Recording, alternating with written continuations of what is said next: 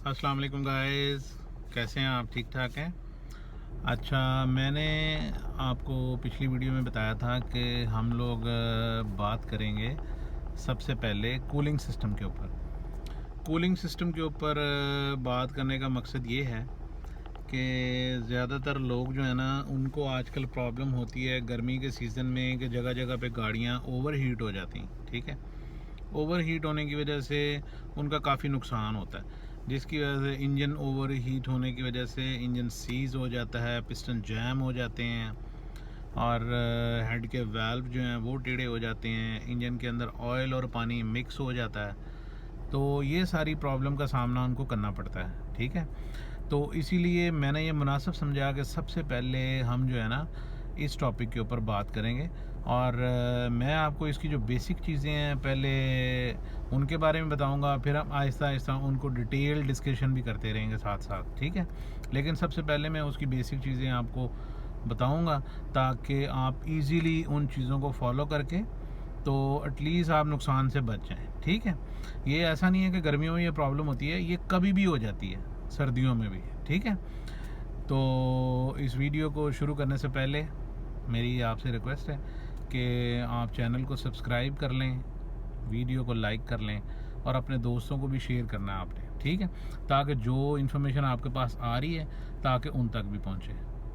तो चलिए वीडियो शुरू करते हैं।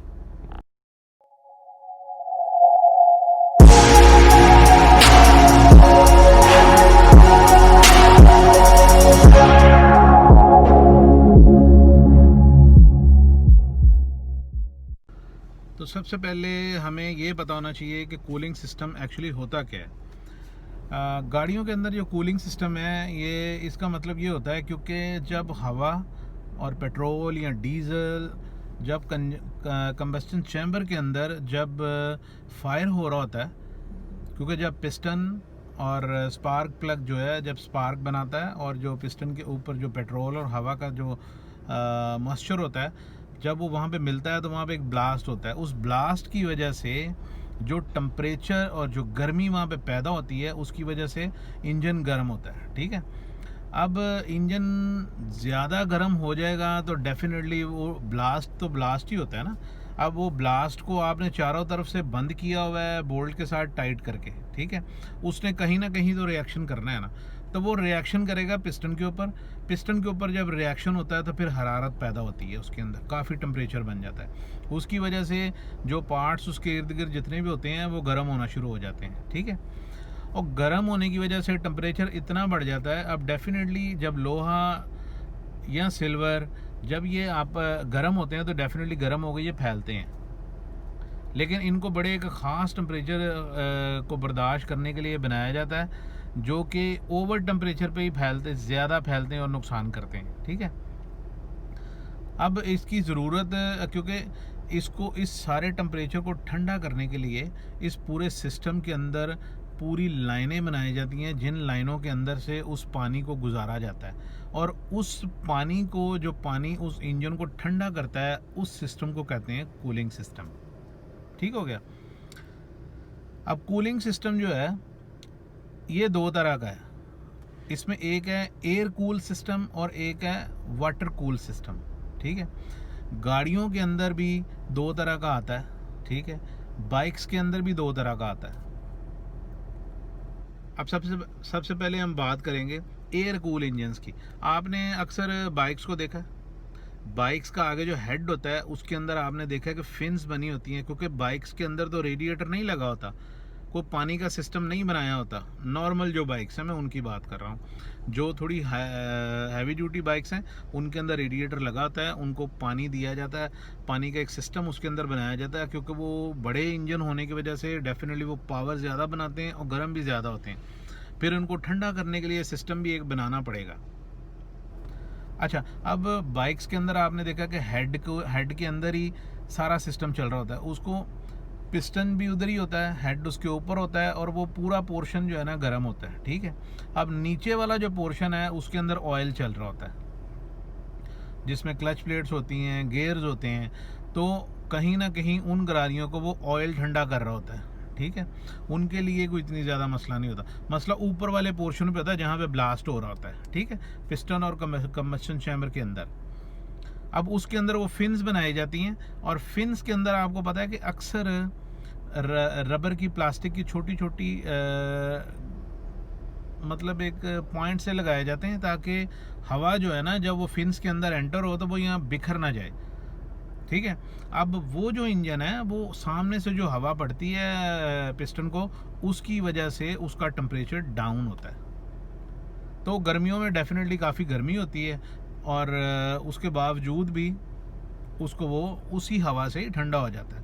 अब वो जो टेम्परेचर है, उसको नॉर्मल टेम्परेचर जो है उसको कम से कम जो है ना वो 83, 84, 87, 92 तक जो है ना वो सिस्टम उसको बर्दाश्त कर सकता है, ठीक है। अब डेफिनेटली अगर इससे ऊपर जाएगा तो वो नुकसान होने का चांस है, क्योंकि जब ओवर हीट होगा तो डेफिनेटली जो लोहा है वो अपनी शेप को चेंज करना शुरू कर देगा, फैलना शुरू हो जाएगा। जब फैलना शुरू हो जाएगा तो अब एक चीज़, लेकिन ऐसा नहीं है कि मतलब वो कोई इंचज़ में या बढ़ना शुरू होता है, वो उसकी एक इकाई होती है थाओ, ठीक है।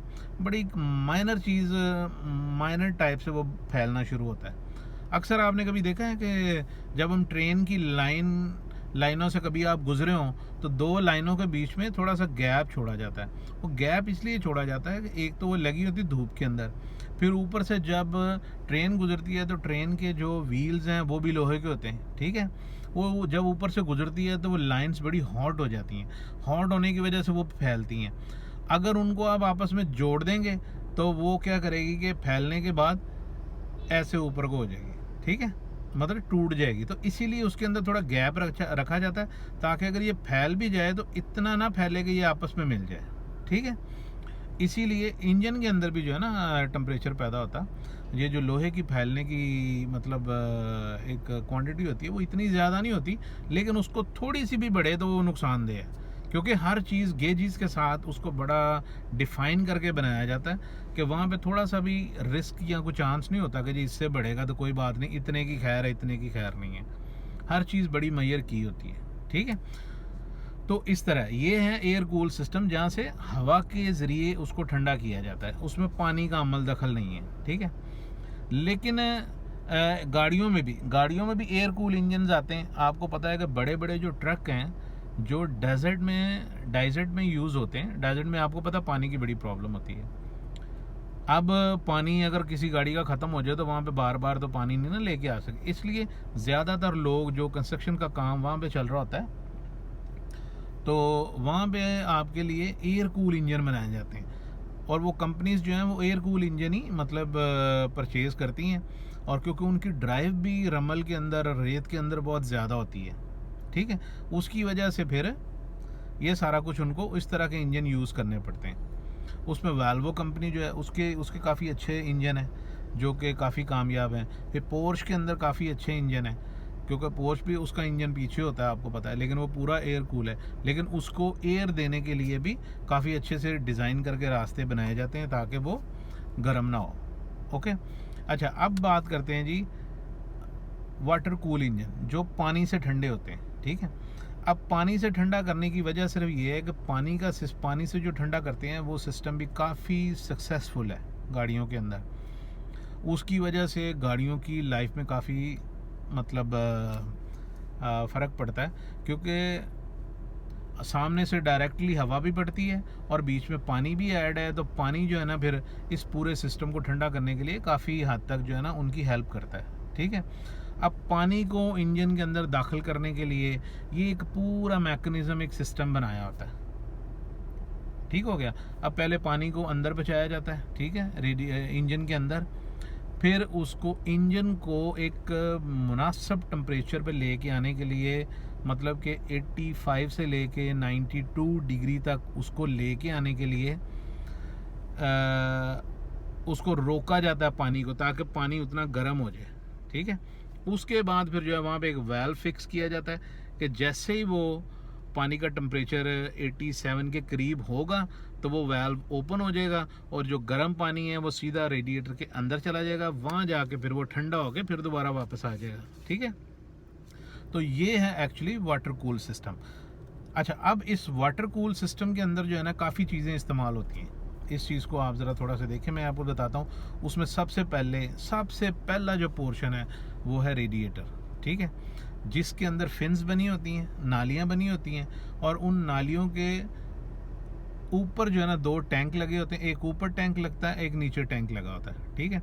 ऊपर एक उसका एक नेक बनाया जाता है, नेक से जहाँ से पानी हम डालते हैं, और नेक के ऊपर एक कवर लगा होता है, कप लगा होता है, जिसको हम कहते हैं रेडिएटर कप, ठीक है। इसके अंदर पहली चीज़ होगी रेडिएटर, ठीक है। दूसरी चीज़ होगी रेडिएटर कप, ठीक है। तीसरी चीज़ होगी होस पाइप। होस पाइप होते हैं, एक अपर होस पाइप होता है, एक लोअर होस पाइप होता है, जिनको रेडिएटर से कनेक्ट करके इंजन के साथ लगाया जाता है, ताकि पानी इंजन से रेडिएटर से इंजन के अंदर एंटर हो जाए और इंजन से फिर रेडिएटर के अंदर आ जाए। अच्छा, उसके बाद उसी कूलिंग सिस्टम के अंदर रेडिएटर के साथ एक श्राउड लगाया जाता है, उसको कहते हैं फैन श्राउड। वो रेडिएटर को चारों तरफ से बंद करता है और उतनी जगह ही खाली छोड़ता है जितना कि डायरेक्टली इंजन को हवा मिले। क्योंकि जब आप गाड़ी चला रहे होते हैं, आगे से फ्रेश हवा जो है ना वो रेडिएटर को लगती है, रेडिएटर की नालियों के अंदर पानी जो होता है वो ठंडा हो रहा होता है जब आगे से हवा लगती है, ठीक है। अच्छा, और ये जो फ़ैन है ये क्या काम करता है, ये उस हवा को और स्पीड से खींच के तो इंजन के ऊपर देता है, ताकि इंजन के अंदर जो जितना टेम्परेचर बन रहा है वो उसको ठंडा कर सके, ठीक है। और स्पेशली जब हम खड़ी गाड़ी होती है, गाड़ी खड़ी करते हैं, तो खड़ी करके देखते हैं तो हम उसको चलाते हैं, एसी को चलाते हैं, तो वो पंखे उसके साथ अटैच किए होते हैं, ऑटोमेटिकली वो पंखे ऑन हो जाते हैं, ठीक है। अब खड़ी गाड़ी का फ़ैन जो है ना, वो ज़ाहिर है आगे से तो हवा नहीं लग रही ना, तो ये फिर फ़ैन जो है ना ये अपनी पावर के साथ हवा रेडिएटर के अंदर से खींच के तो इंजन की तरफ लेके आते हैं। उससे इंजन भी ठंडा होता है और रेडिएटर में मौजूद जो पानी है उसका भी टेम्परेचर डाउन होता है। अब पानी का टेम्परेचर आपको पता है कि बॉइलिंग टेम्परेचर जो है वो 100 है, ठीक है। तो इसको एक मुनासिब और अच्छी कारकर्दगी दिखाने के लिए 85 से 87 डिग्री टेम्परेचर अगर इंजन का रहेगा तो ये बड़े अच्छे तरीके से काम करता है। इससे कम होगा तो इसमें प्रॉब्लम्स आना शुरू होंगी आहिस्ता आहिस्ता, क्योंकि वियर टियर फिर ज़्यादा हो जाएगी इंजन की, क्योंकि पिस्टन ने बार बार जो है ना मूव करना है ऊपर नीचे ऐसे ऐसे करके, ठीक है। अब 3-4 पिस्टन, 6 पिस्टन, 8, 10, 12, मतलब इस तरह करके जैसे जैसे बड़ी होती जाएंगी, तो इसीलिए उस टेम्परेचर को बरकरार रखना जो है ना बड़ा ज़रूरी होता है। तो ये वो 5-6 चीज़ें जो मैंने आपको बताई हैं जो इसके अंदर लगी होती हैं। पहला इसके अंदर रेडिएटर लगा होता है, फिर इसके अंदर एक रेडिएटर कप लगा होता है, उसके बाद श्राउड लगा होता है, फिर इसके अंदर फ़ैन लगे होते हैं जो हवा को खींच के पानी को ठंडा करते हैं, ठीक है। उसके बाद इसके अंदर एक वाटर पंप होता है। वाटर पंप का काम ये होता है कि वाटर पंप जो है वो पानी को रेडिएटर से लेके इंजन के अंदर पूरे के अंदर सर्कुलेशन करने में उस पंप का काम होता है, ठीक है। वो गर्म पानी को बाहर धकेल देता है और ठंडे पानी को अंदर ले जाता है। उसके फ़ैन को इस तरह डिज़ाइन किया जाता है, ठीक है। उसके बाद इसमें एक होता है थर्मोस्टेट वाल्व। थर्मोस्टेट वाल्व जो है उसका काम ये है कि इसके टेम्परेचर को बरकरार रखने के लिए बहुत ज़रूरी होता है कि थर्मोस्टेट वाल्व जो है जैसे ही टेम्परेचर 82 से नीचे आएगा तो वो क्या करेगा, वो रास्ते को बंद कर देगा। फिर जैसे ही पानी का टेम्परेचर 87 पे जाएगा तो वाल्व खुल जाएगा और पानी ठंडा होने के लिए वापस आ जाएगा रेडिएटर के अंदर। तो इस सिस्टम में थर्मोस्टेट वाल्व जो है उसकी भी बड़ी अहमियत होती है। अब ये जो सारी 4-5 चीज़ें मैं आपको बता रहा हूँ, हम बारी बारी इनके ऊपर डिस्कशन करेंगे बड़ी डिटेल से, ठीक है। क्योंकि अगर मैं इसकी अभी डिटेल बताना शुरू करूँगा तो ये एक लंबा प्रोसेस होगा, बड़ी लंबी वीडियो होगी। इतनी लंबी वीडियो देखने के लिए आपको पता है कि टाइम भी चाहिए, तो मैं इसीलिए 5-10 मिनट की 12 मिनट की वीडियोस बनाने का कायल हूँ, ताकि सब लोग उसको आराम से 10 मिनट निकाल के भी देखेंगे तो ये चीज़ें उनके माइंड में आना शुरू हो जाएंगी, ठीक है। तो आपने हमेशा जो है ना जब भी अपनी गाड़ी को सुबह देखना है और आपने वक्तन फ़वक्तन एसी की स्पीड कम करके आपने पंखे की आवाज़ ज़रूर सुननी है कि मेरा पंखा चल रहा है, मेरा पानी जो है उसका लेवल पूरा है। मॉर्निंग के टाइम जब आपने चेक करना है, तो जब ये सारी चीज़ों का आप ध्यान रखेंगे तो गाड़ी ओवर टेम्परेचर नहीं होगी और आप नुकसान से बच जाएंगे। क्योंकि मैं जिस गाड़ी में बैठा हुआ हूँ इसके साथ ऐसी ही दास्तान हुई है कि मेरा एक दोस्त था, उस गाड़ी उसको दी, उसने यूज़ की, उसको पता नहीं था, वो एसी लगा के गाड़ी में बैठा हुआ था कि सडनली उसको पता नहीं चला फ़ैन बंद हो गया। ठीक है, फ़ैन बंद होने की वजह से क्या हुआ है कि गाड़ी ओवर हीट हो गई। उसको तब पता चला है कि जब गाड़ी में से धुआं निकलना शुरू हो गया।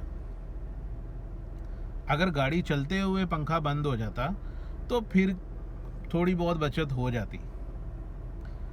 अब उसने लाइट आई है तो वो कहीं डेफिनेटली वो बिज़ी था, गाड़ी में बैठा हुआ, शायद मोबाइल पे बिज़ी था, उसको पता नहीं चला कि गाड़ी की इंडिकेशन की लाइट आई है तो मैं इसको देख लूँ कि क्या प्रॉब्लम है, लेकिन उसका ध्यान नहीं कहीं पड़ा और गाड़ी ओवर हीट हो गई। अब ओवर हीट होने की वजह से क्या हुआ है कि इसका पानी और ऑयल जो है ना मिक्स हो गया। ऑयल और पानी मिक्स हो गया, इसका मतलब है कि नीचे से हेड का और ब्लॉक का जो लेवल है ना वो थोड़ा सा अप डाउन हो गया। ठीक है, और पानी के रास्ते पानी जो है वो सीधा ऑयल के अंदर मिक्स हो गया जाके, तो इस तरह के प्रॉब्लम हो जाते हैं। ठीक है, तो इसीलिए ये कूलिंग सिस्टम एक बहुत अहम चीज़ है जिसको नॉर्मल बंदे को इसके बारे में बिल्कुल पता होना चाहिए। ठीक है, क्योंकि ना पता होना एक बहुत ही ख़तरनाक चीज़ है। इसीलिए मैंने ये सोचा कि मैं इस तरह के वीडियोस बना के लोगों को दूं ताकि वो इस चीज़ों को सीखें और इम्प्लीमेंट करें अपनी ज़िंदगी के अंदर और नुकसानात से बच जाएं। ठीक है, और दूसरा नेक्स्ट प्रोसेस में जो नेक्स्ट इसके बाद वीडियो आएगी उसमें मैं आपको ये बताऊंगा कि अगर गाड़ी ओवर हीट हो जाती है तो आपने उसको कैसे कंट्रोल करना है, कैसे आपने उसके ऊपर रिएक्ट करना है, कौन सी ऐसी तदाबीर हैं जिससे आप बच सकते हैं, कौन से अहम काम हैं जो आपने करने हैं अगर ओवर हीट हो जाती है तो। ठीक है, तो थैंक यू वेरी मच। और मैं फिर एक बार रिक्वेस्ट करूंगा जाने से पहले कि आप लोगों ने इस वीडियो को डेफिनेटली अपने दोस्तों के साथ शेयर करना है, क्योंकि मैं 10 लोगों को सेंड कर दूंगा, 20 को सेंड कर दूंगा, लेकिन उसके बाद आप लोगों को काम शुरू होता है एक दूसरे की मदद करना। और